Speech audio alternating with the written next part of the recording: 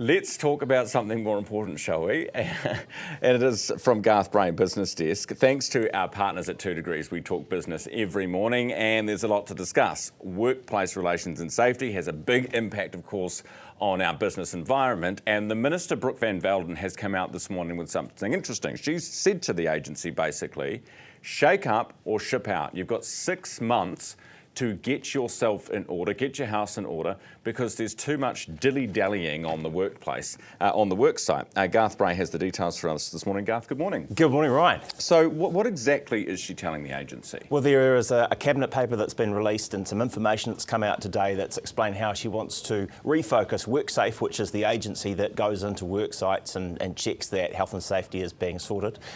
She wants more focus on I suppose, on guidance and advice for business, and a bit less trying to blaze the trail and prosecute and set precedents in law around workplace health and safety law. And we've seen a bit of that covered recently with the Whakaari White Island trials, with the prosecutions that were dismissed that WorkSafe had tried to take against a couple of government agencies. It wasn't successful as well with, I think, the owner of the land. You've also seen, I guess, quite a chill go through boardrooms and executive suites when Tony Gibson, the Chief Executive of Ports of Auckland, former Chief Executive rather, was successfully prosecuted and sentenced on health and safety charges relating to a worker death. That was earlier this year. So I guess there's all of that background has come about as the Minister saying, hey, I just want you guys to look at advice and guidance rather than coming in with the big heavy stick. But she's got a big heavy stick of her own to wield. Yeah, so I read this. It sounded all a bit like gobbledygook nonsense to me. Is there anything tangible here? Well, I'll tell you what there is tangible is that we at Business Desk managed to get an unredacted version of the cabinet paper, the one that's been released today. It's got a bunch of sort of black lines and bits and pieces through certain sections where, for whatever reason, information's been removed. But we got a version of it that popped up. See?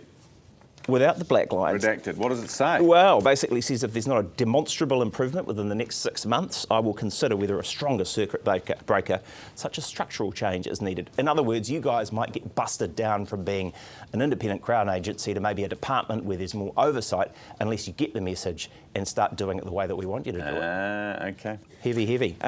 Interestingly, I was having a look this morning at just how much better the workplace safety environment is after we made all these changes, and the death rates haven't exactly gone through the floor, have they? No, it's a problem. It's a real problem. I guess the question is, who do you put the responsibility on? She's also saying in there, apparently, I'll set an expectation that WorkSafe strengthen its approaches to worker breaches, so actually pinning it more on the people that have done something wrong on the work site rather than the boss who may have arguably less immediate control over it, but perhaps more responsibility for the situation. Okay. Now, the super fund, we spoke about this the other day, but the super fund going actually quite well. Yeah, a nice result for them. I mean, they have been, earlier this month, they were voted the best performing sovereign wealth fund of all of the sovereign wealth funds out there by Global SWF, who apparently are the experts in these kinds of things, basically because they've had an average annual return of about 10% over the last 20 years, which is good.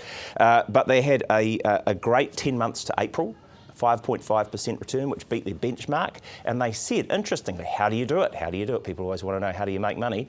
They got out of the US and went short on that last year quite early, and they've been investing more heavily in European markets where obviously they've done comparatively quite well. I mean, I think the figures we had as of Friday were that the stocks, which is the European 600 index, was up about 7.5% nearly, and the S&P was only up about 0.75%. So good time to be shopping in Europe. Yeah, I think as of about a month ago, the European stocks were up 13% since the beginning of the year. Yeah. Of course, all the smart money will now be out of Europe and already somewhere else that we don't know about. Well, they did say 2 more months to go for the year. Don't judge us on it all yet. But this is our retirement. This is the pension fund coming back towards people who need their pensions. Yeah, so it's good to know they're doing well. It is good to know they're doing well with our money too, so appreciate it.